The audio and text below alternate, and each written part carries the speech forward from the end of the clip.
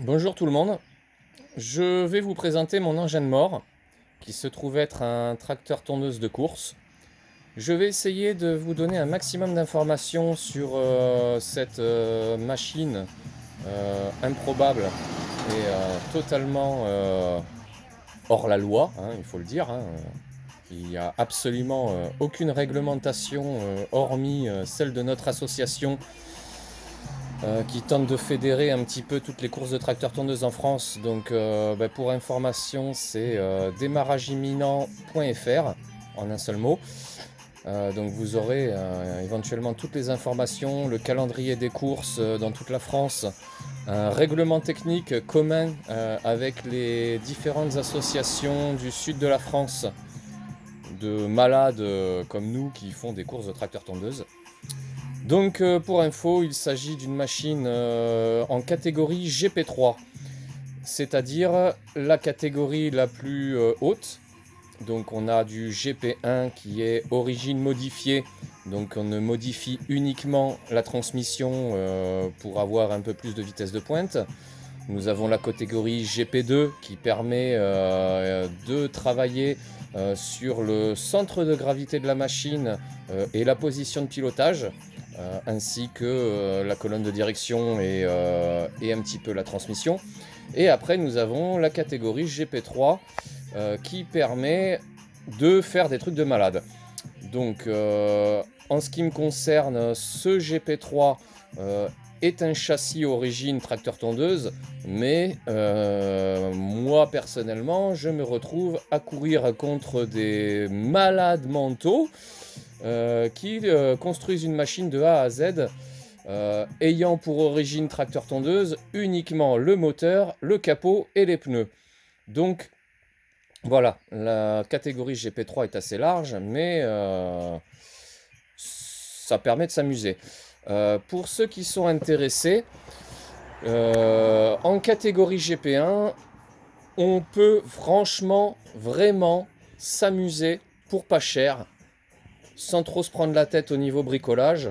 Donc juste une modification de transmission, un petit peu de fiabilisation de tous les équipements mécaniques, un petit peu d'équipement sécurité, donc pare-choc obligatoire effectivement. Donc on a un règlement technique obligatoire qui impose, on va dire, les pare-chocs avec un point de contact de 20 cm au-dessus du sol. Des limitations de puissance moteur et limitations de provenance du moteur, c'est-à-dire qu'en fait, en course de tracteur tondeuse, il nous faut absolument un moteur, quelle que soit la catégorie, hein, un moteur d'origine tracteur tondeuse ou motoculteur et une transmission par courroie, donc une transmission primaire ou secondaire, obligatoirement par courroie. Après, en GP3, on peut faire à peu près ce qu'on veut. Donc je vais vous présenter cet engin de mort qui possède un moteur bicylindre de 20 chevaux. Donc le moteur déjà le classe directement en catégorie GP3. Mais on peut, en étudiant le règlement technique, trouver un bon compromis entre puissance et fiabilité. Donc, je vais essayer de vous le présenter et puis vous donner toutes les informations qui me viennent à l'esprit pendant cette vidéo. Donc, on y est. Alors, il est en cours de préparation. J'ai encore un petit peu de boulot dessus. La fiabilisation, ça prend plusieurs années. On fait une course, une ou deux courses par an. Effectivement, à chaque fois, on est emmerdé. Il y a toujours quelque chose qui ne va pas. Mais plus on fait de courses, plus on est fiable et plus on est compétitif. Donc écoutez, je vais commencer par l'avant. Donc bon, j'enlève ça. J'ai eu un petit souci, il s'est décollé, on va le remettre. Alors pour info, on fait beaucoup de récupération, on fait beaucoup de détournement d'objets en tracteur tondeuse. Donc ça en fait, c'était un bac, enfin un truc qui vient d'un frigo. Voilà, ça venait d'un frigo. Je me suis dit ça ferait une belle entrée d'air. Hop. Mais ça s'est décollé, on va le remettre en place. Donc sous le capot, qu'est-ce qu'on a? On a, s'il veut bien venir, voilà, nous avons un moteur Tecumseh. Donc niveau moteur, on a Tecumseh ou Briggs & Stratton. Donc ici un moteur Tecumseh de 20 chevaux, 690 cm3. Donc ça commence à envoyer du steak là. C'est le moteur d'origine du tracteur. Dessus, on n'a strictement rien fait. À l'exception d'une modification de la carburation pour tourner à l'éthanol. Car avec nos règlements techniques, on a une petite clause qui permet de courir dans une catégorie, on va dire, entre guillemets, écolo. Donc pour ceux qui prennent l'initiative de modifier la carburation de façon à ce que le moteur puisse tourner à l'éthanol, font partie, on va dire, d'un podium à part qui permet éventuellement de grimper sur le podium, même si on n'est pas spécialement compétitif. Donc ça c'est super sympa, et puis ça promue un peu on va dire le fait que niveau écologie, même si on est des puants qui tournent au carburant fossile, on peut quand même faire des efforts là-dessus. Donc moi je trouve ça super sympa, et donc moi j'ai fait l'effort de repercer les gicleurs de mes 2 carburateurs. C'est la seule chose que j'ai faite en fait. Et changer ses joints bien sûr, pour tourner à l'éthanol. Donc voilà, 20 chevaux, 690 cm3, ça envoie du steak. Ensuite, qu'est-ce qu'on a? On a le train avant. Donc le train avant, si vous connaissez un peu les tracteurs tondeuses, le train avant, en général, il est basculant. C'est-à-dire que ça permet de tondre légèrement en dévers, ça permet, on va dire, d'avoir une assiette correcte quand on tourne la pelouse, sauf que nous, on ne tombe pas la pelouse. Donc vous voyez bien qu'il n'y a plus de plateau de coupe, voilà. Donc, le train avant, on l'a soudé fixe. Voilà, première chose à faire. Vous voyez ici l'ancienne pompe à essence. Bon, moi j'ai rajouté une pompe électrique à essence parce que j'ai déplacé le réservoir. Vous verrez pourquoi. Parce qu'il y a quelques petites astuces qu'on peut éventuellement appliquer en course, notamment au niveau de du refroidissement. Alors justement, pour parler de ça, vous voyez ce petit réservoir, ce n'est pas un réservoir d'essence, ou d'éthanol dans mon cas. Ici, il s'agit d'un réservoir de lave-glace de Twingo. Alors ce réservoir de lave-glace de Twingo, à quoi il me sert? Je mets de l'eau dedans, et je viens avec la pompe de lave-glace intégrée arroser ma courroie quand je suis en ligne droite, donc à fond de balle, pour refroidir la courroie et éviter qu'elle s'use trop rapidement. Parce qu'effectivement, nous sommes sur des engins qui à l'origine sont prévus pour rouler à 10 km/h à maximum. Sauf que, niveau vitesse de pointe, là-dessus, on est sur du minimum 70 km/h. Sachez bien que là, celui-là, je n'ai absolument aucune idée de à combien il peut monter, car nous n'avons pas de structure pour tester nos machines comme il faut en France. C'est le point noir des courses de tracteurs tondeuses, c'est que entre 2 courses, on ne sait absolument pas où tester nos machines. C'est très compliqué. On le fait, certes, hors la loi, c'est-à-dire que si les flics y passent, on est dans la merde, mais on le fait quand même. Donc pour info, lui, sur une de mes précédentes, un de mes précédents chronométrages, il est monté à 69 km/h. J'étais pas à fond. Voilà. J'étais pas à fond, j'ai jamais pu le pousser à fond encore. Donc voilà. Donc 20 chevaux, réservoir lave-glace, donc avec une petite durite, on peut le voir en dessous, qui va aller, hop, voilà, donc avec un lave-glace qui va venir arroser ma courroie qui se trouve là. Alors ici, Donc on a une courroie, c'est du matériel de karting. Pour ceux qui connaissent, c'est le Comet 40. Bon, c'est un clone chinois du Comet 40, donc un convertisseur de couple. Donc ce qui permet en GP3 d'éliminer la boîte de vitesse d'origine du tracteur tondeuse. En sachant que en GP1 et en GP2, la boîte de vitesse est obligatoire d'origine tracteur tondeuse. Hein. Bien entendu, les ponts de quad ou toute autre mécanique venant d'un autre véhicule est interdit. Il n'y a qu'en GP3 où on peut se permettre de modifier conséquemment la transmission. Donc on a l'embrayage centrifuge, Comet 40, suivi d'une courroie avec le convertisseur de couple qui est monté sur un renvoi d'angle. Alors ce renvoi d'angle, on va pas bien le voir là. Bon, voilà, il se trouve là. Donc c'est un renvoi d'angle à 90 degrés qui permet justement de renvoyer la puissance à 90 degrés via, si j'arrive, voilà, via un pignon et une chaîne jusqu'aux roues arrière. Donc là, vous avez un train arrière de karting, tout simplement. Donc un train arrière de karting que j'ai commandé sur AliExpress, qui permet éventuellement de se libérer de la boîte de vitesse.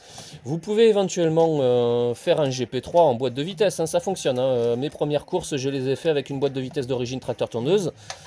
Je me suis même amusé, si vous regardez les autres de mes vidéos, à faire une commande séquentielle de la boîte de vitesse que j'ai trouvé très agréable et super. Mais le problème, c'est que les boîtes de vitesse de tracteur tondeuse ne sont prévues pour rouler qu'à 10 km/h et on en casse à la pelle. Donc en GP1 et GP2, il nous faut un petit stock de boîtes de vitesse mécanique. Donc boîte de vitesse mécanique, hein, moi je vous conseille, évitez les tracteurs équipés de boîtes de vitesse hydrostatiques qui certes sont autorisés en course mais ne sont pas fiables et trop fragiles. Voilà. Sachant que les mécaniques on en casse un certain nombre. Donc voilà, pour la transmission, on continue. Donc là, bon, la batterie qui était au niveau de la colonne de direction, je l'ai déplacée pour laisser la place au bocal de lave-glace de Twingo. Et donc voilà, transmission par chaîne qui vient attaquer mon train arrière. Donc pignon, enfin couronne karting, train arrière de karting, palier, voilà. Et frein hydraulique de karting également, donc double piston. La machine, honnêtement je ne l'ai jamais pesée, mais elle doit faire pas loin des 200 kg, donc ça commence à faire beaucoup. Donc il faut l'arrêter le bestiau, hein. Là on est d'accord, les freins il faut travailler dessus.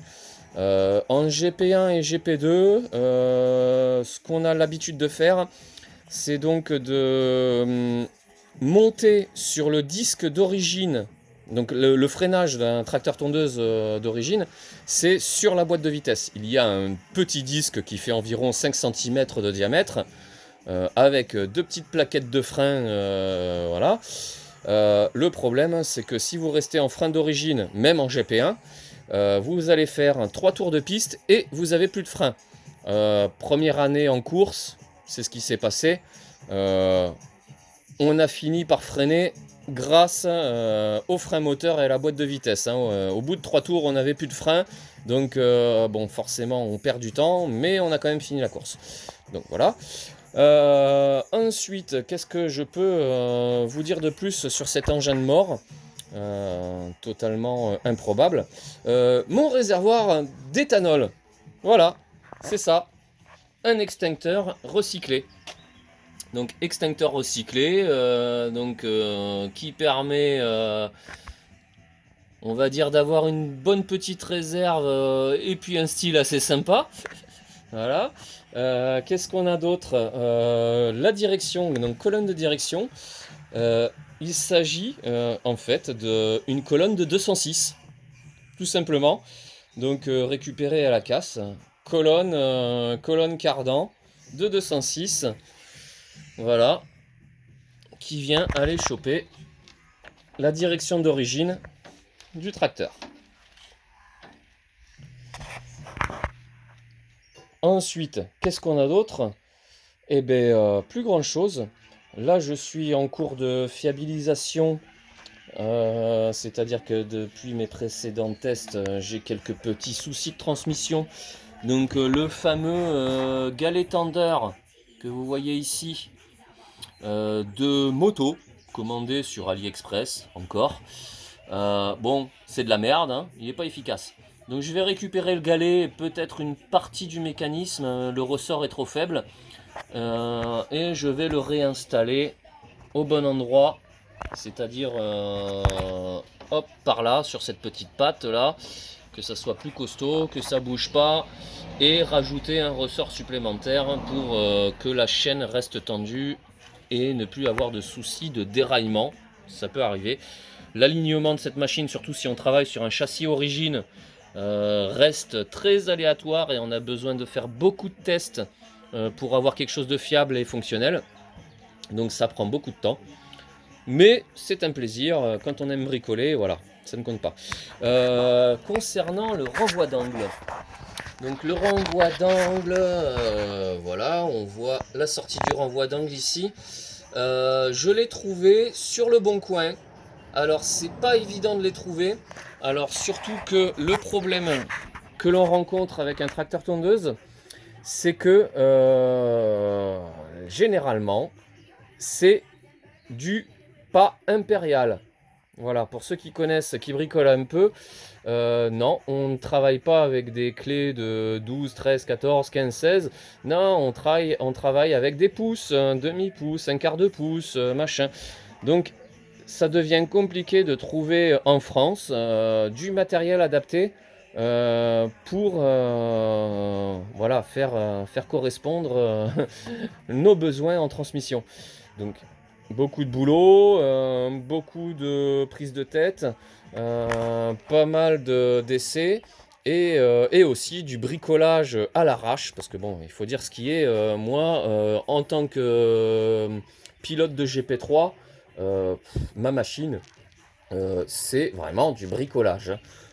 On a d'autres équipes en course à laquelle je n'arriverai jamais à la cheville parce que je n'ai pas les moyens. Je fais avec les moyens du bord avec la récup. Par contre, il y a certaines équipes qui n'hésitent pas à mettre 2000, 3000, 4000 euros dans un tracteur tondeuse de A à Z. Bon, c'est pas le but de la discipline. Honnêtement, le but c'est de se faire plaisir, c'est de s'amuser sans avoir à se ruiner. Voilà comment je conçois les courses de tracteur tondeuse. Comparé au karting, c'est 10 fois moins cher et moins contraignant puisque on a beaucoup moins de, on va dire, de règlements et de frais annexes sur une course de tracteur tondeuse comparé à une course de karting.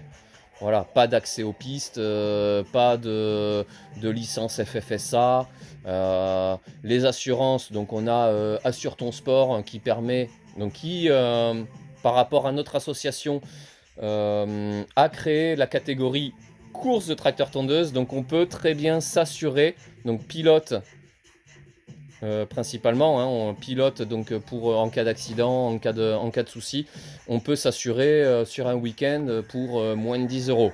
Voilà, ça c'est top. Donc si jamais on a un souci, on a quand même l'assurance derrière. Tout est fait, on va dire, dans les règles. Ensuite, donc là je suis encore en préparation. Donc comme je n'ai plus de boîte de vitesse, effectivement, je n'ai plus de marche arrière. Parce qu'un tracteur tondeuse a une marche arrière. C'est vraiment pratique. Quand on se prend une botte de paille, hein, par exemple, en pleine course, sans marche arrière, c'est chiant. Il faut couper le moteur, descendre de la machine, tirer le tracteur, la remettre dans le bon sens, et puis redémarrer. Ceux qui sont encore en boîte de vitesse origine, eux, ils ont la marche arrière, donc un coup de marche arrière, pof, et on repart.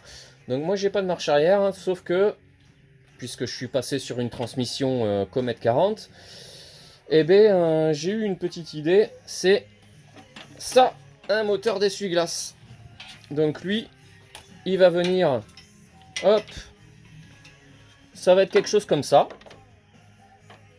Et il va venir aller choper la chaîne quand j'en ai besoin. Tout simplement, avec un bouton pour enclencher la marche arrière. Et donc débrayable grâce à l'ancien levier de vitesse. Donc là ici on a le levier de vitesse d'origine de la boîte.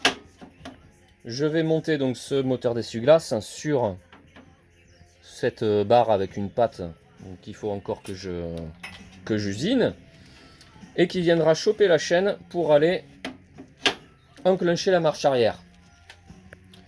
Donc voilà, je pense avoir fait à peu près le tour de la machine.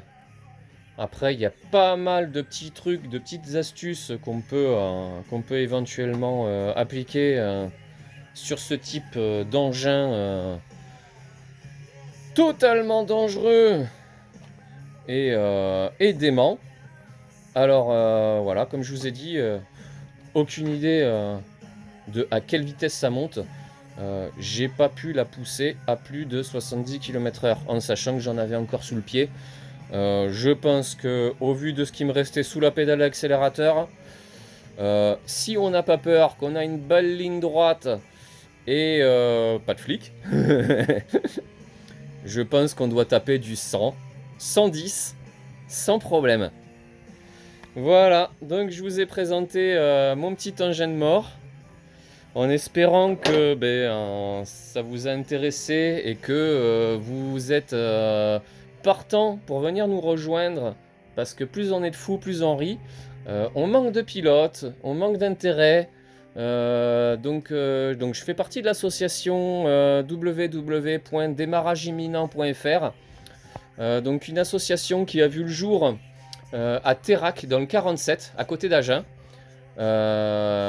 qui organise tous les ans au mois de septembre le 4T. Le 4T, donc c'est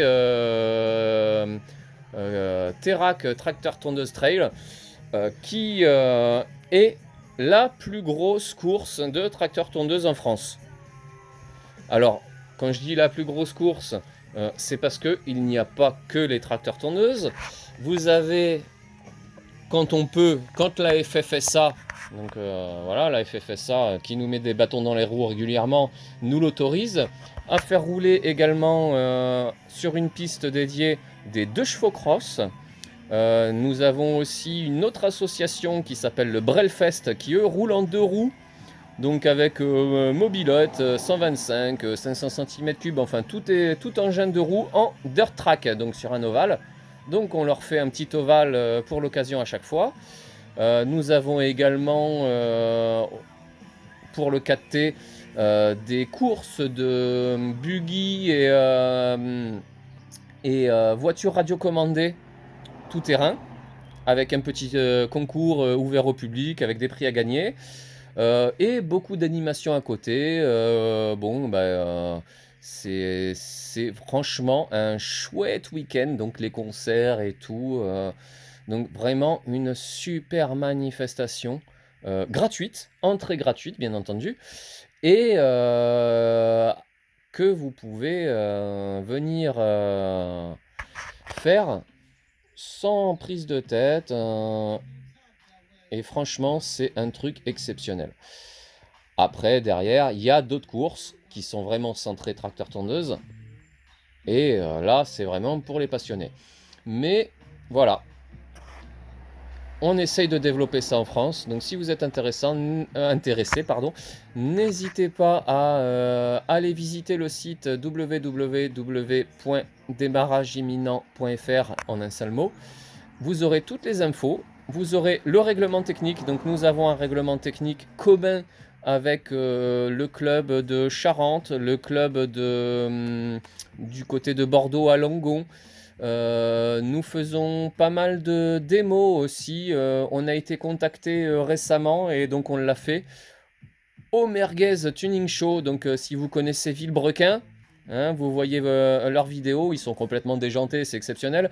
Donc on est venu au Merguez Tuning Show pour faire découvrir au public les courses de tracteurs tondeuses et même les faire essayer nos machines.